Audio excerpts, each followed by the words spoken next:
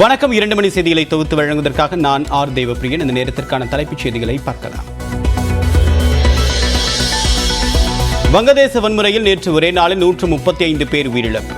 காவல்துறை துப்பாக்கிச் சூட்டில் மட்டும் 96 பேர் மரணம். அமெரிக்காவின் நியூயார்க்கில் வங்கதேச தூதரகத்திற்குள் நுழைந்த போராட்டக்காரர்கள் வங்கதேசத்தை கட்டமைத்த ஷேக் முஜ்புர் ரஹ்மானின் படத்தை அகற்றினர்.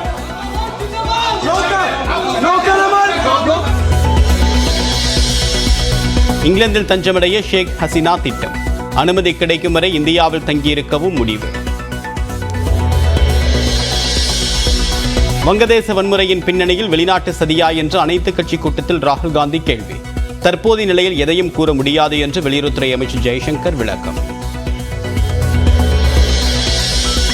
உரிமைத் தொகையால் பெண்களின் சமூக பங்களிப்பு அதிகரிப்பு. மாநில திட்டக்குழு கூட்டத்தில் முதலமைச்சர் மு க ஸ்டாலின் பெருமிதம். மகளிர் உரிமை தொகை மூலமாக பெண்களின் பொருளாதார சுதந்திரம் அதிகமாகி இருக்கிறது. பேருந்துகளில் கட்டணமில்லா விடியல் பயணம் மூலமாக பெண்களின் சமூக பங்களிப்பு அதிகமாகி உள்ளது. புதுமை பெண் திட்டம் மூலமாக கல்லூரிக்கு செல்லும் மாணவிகளின் எண்ணிக்கை அதிகமாகியுள்ளது. இப்படி ஒவ்வொரு திட்டமும் ஒரு பிரிவினரை உயர்த்தி வருகிறது. கோவையின் மேயராக திமுகவின் ரங்கநாயகி போட்டியின்றி தேர்வு. வெற்றி சான்றிதழை பெற்றதும் பொறுப்பேற்றுக் கொண்டார். திருமதி கே ரங்கநாயகி எனும் நான் கடமையை நிறைவேற்றுவேன் என்று உளமாற உறுதி கூறுகிறேன்.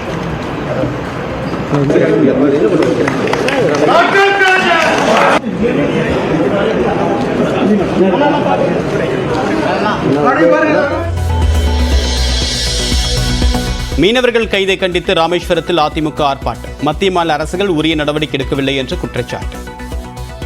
மீனவருக்கு மட்டும் மீனவர்களை காப்பாற்ற தவறிய மத்திய அரசை கண்டித்து அதிமுகவின் ஆர்ப்பாட்டம்.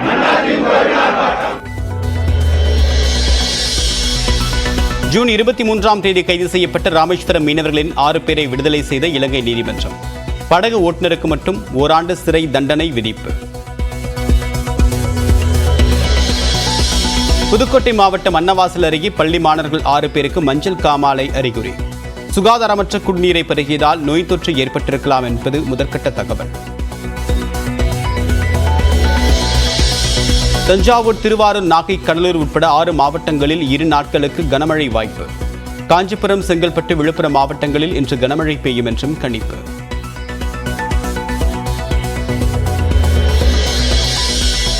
குற்றாலத்தில் மெயின் அருவி, ஐந்தருவியில் குறைந்தது வெள்ளப்பெருக்கு. சுற்றுலா பயணிகள் குளிப்பதற்கு அனுமதி.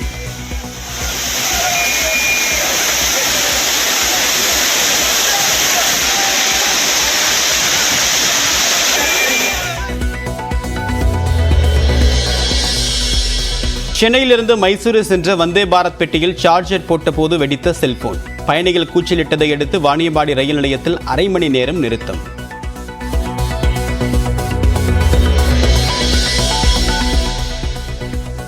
நாகை மாவட்டம் இறையான்குடி அருகே கடைமடையை சென்றடைந்த காவிரி நீர். நெல் தூவியும் கும்மியடித்தும் வரவேற்ற விவசாயிகள்.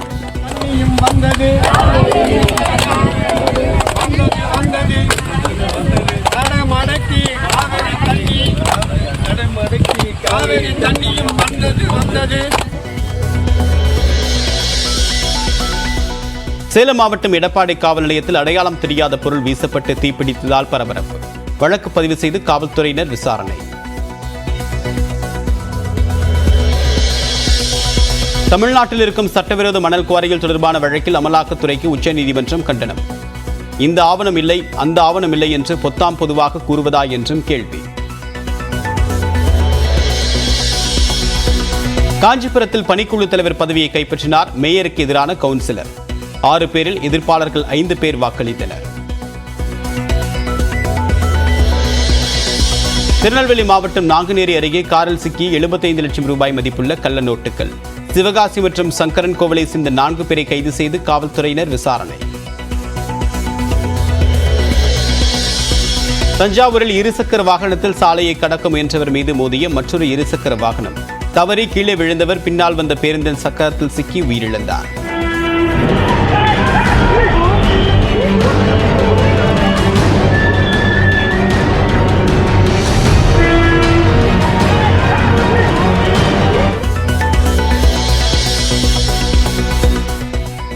நாடாளுமன்ற வளாகத்தில் ராகுல் காந்தி தலைமையிலான இந்தியா கூட்டணி கட்சியினர் போராட்டம். காப்பீடுகள் மீதான 18 விழுக்காடு GST ரத்து செய்ய கோரிக்கை.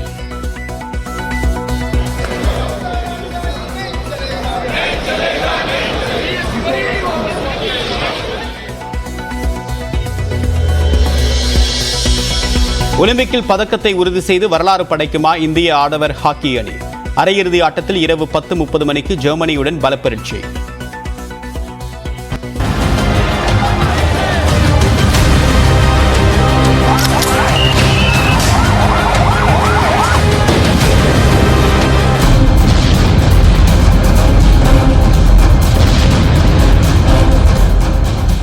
வங்கதேசத்தில் அரசுக்கு எதிராக நடைபெற்ற வன்முறையில் நேற்று ஒரே நாளில் 135 பேர் உயிரிழந்தனர். பிரதமர் பதவியிலிருந்து விலகிய ஷேக் ஹசீனா வங்கதேசத்திலிருந்து வெளியேறிய நிலையில் பிரதமர் அலுவலகத்தை போராட்டக்காரர்கள் சூறையாடினர். இந்நிலையில் தலைநகர் டாக்காவில் போராட்டக்காரர்கள் மற்றும் ஷேக் ஹசீனாவின் அவாமி லீக் கட்சியினரிடையே மோதல் ஏற்பட்டது. இதனை கட்டுப்படுத்த காவல்துறையினர் நடத்திய துப்பாக்கிச் சூட்டில் சுமார் 96 பேர் உயிரிழந்தனர்.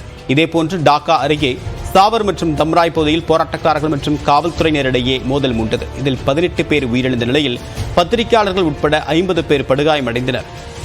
உத்ராவில் காவல் நிலையம் அருகே சாதாரண உடையில் இருந்த அடையாளம் தெரியாத நபர்கள் போராட்டக்காரர்கள் மீது நடத்திய துப்பாக்கிச் சூட்டில் 10 பேர் உயிரிழந்தனர். தொடர்ந்து உத்ரா காவல் நிலையத்தை போராட்டக்காரர்கள் தீக்கிரையாக்கினர். இதேபோன்று காஜிப்பூரில் 2 வாகனங்களை வழிமறித்து அந்நாட்டு பாதுகாப்பு படையினர் நடத்திய துப்பாக்கிச் சூட்டில் 6 பேர் உயிரிழந்தனர். நிலையில் டாக்காவில் உள்ள மருத்துவக் கல்லூரியில் நேற்று காலை 11 மணி முதல் இரவு 8 மணி வரை 37 சடலங்கள் கொண்டுவரப்பட்டதாக அந்நாட்டு ஊடகம் ஒன்று தெரிவித்துள்ளது. மேலும் துப்பாக்கிச் சூட்டில் படுகாயமடைந்த சுமார் 500 பேர் மருத்துவமனையில் அனுமதிக்கப்பட்டிருப்பதாகவும் அதில் 70 பேர் கவலைக்கிடமாக இருப்பதாகவும் மருத்துவமனை நிர்வாகம் கூறியுள்ளது. வங்கதேச வன்முறையின் பின்னணியில் வெளிநாட்டு சதி உள்ளதா என்று அனைத்துக் கட்சி கூட்டத்தில் ராகுல் காந்தி கேள்வி எழுப்பிய நிலையில் தற்போதைக்கு எதையும் கூற முடியாது என்று மத்திய வெளியுறவுத்துறை அமைச்சர் ஜெய்சங்கர் விளக்கம் அளித்துள்ளார். அண்டை நாடான வங்கதேசத்தில் நிலவி வரக்கூடிய வன்முறை மற்றும் அசாதாரண சூழல் தொடர்பாக டெல்லியில் உள்ள நாடாளுமன்ற வளாகத்தில் அனைத்துக் கட்சி கூட்டம் நடைபெற்றது. இதில் மத்திய உள்துறை அமைச்சர் அமித்ஷா, வெளியுறவுத்துறை அமைச்சர் ஜெய்சங்கர், சுகாதாரத்துறை அமைச்சர் JP நட்டா, நாடாளுமன்ற விவகாரத்துறை அமைச்சர் கிரண் ரிஜிஜு, மக்களவை எதிர்க்கட்சித் தலைவர் ராகுல் காந்தி, திமுக MP TR பாலு உள்ளிட்டோர் கலந்து கொண்டனர்.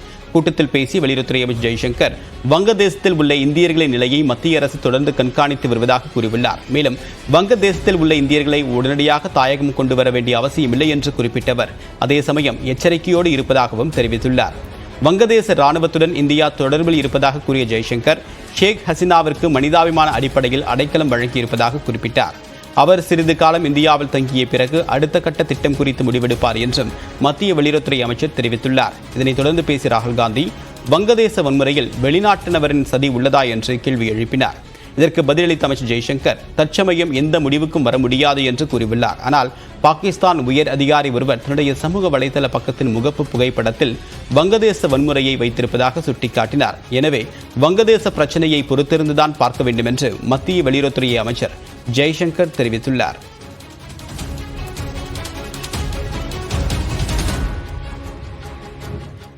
தமிழ்நாட்டின் 9 மாவட்டங்களில் இன்று கனமழைக்கு வாய்ப்பு இருப்பதாக சென்னை வானிலை ஆய்வு மையம் எச்சரித்துள்ளது.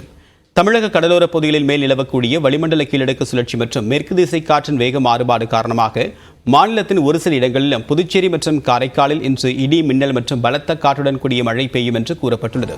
குறிப்பாக காஞ்சிபுரம், செங்கல்பட்டு, விழுப்புரம், கடலூர், தஞ்சாவூர், திருவாரூர், நாகப்பட்டினம், மயிலாடுதுறை, புதுக்கோட்டையில் இன்று கனமழைக்கு வாய்ப்பிருப்பதாக சென்னை வானிலை ஆய்வு மையம் எச்சரித்துள்ளது. இதன் தொடர்ச்சியாக நாளையும் கடலூர், அரியலூர், பெரம்பலூர், திருச்சி, தஞ்சாவூர், திருவாரூர், நாகப்பட்டினம், மயிலாடுதுறை, புதுக்கோட்டை மாவட்டங்களில் கனமழைக்கு வாய்ப்பிருப்பதாக கூறப்பட்டுள்ளது. சென்னையை பொறுத்தவரை அடுத்த 24 மணி நேரத்திற்கு வானம் மேகமூட்டத்துடன் காணப்படும் என்றும் நகரின் ஒரு சில பகுதிகளில் இடி மின்னலுடன் கூடிய மிதமான மழை பெய்யக்கூடும் என்றும் வானிலை ஆய்வு மையம் கணித்துள்ளது.